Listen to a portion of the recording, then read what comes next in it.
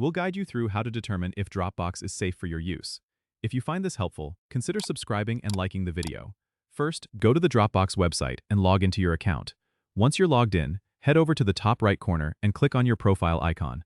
From the drop-down menu, select Settings. In the Settings page, navigate to the Security tab. Here, you can review various security measures Dropbox has in place.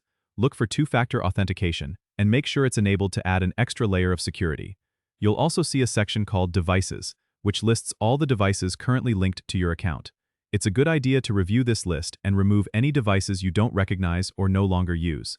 Next, scroll down to find Apps connected to your Dropbox. This shows all third-party apps that have access to your data. It's important to check this list regularly and revoke access to any apps you don't trust or use anymore. In the same security section, Dropbox provides information about your account's recent activity, including logins and changes made. Review this to ensure there are no unauthorized activities. If you spot anything suspicious, change your password immediately. Also, Dropbox encrypts your files in transit and at rest, but it's always good practice to use strong, unique passwords for your account. For an extra layer of security, consider using a password manager to generate and store complex passwords. By following these steps, you can ensure that your Dropbox account remains secure and your data stays safe.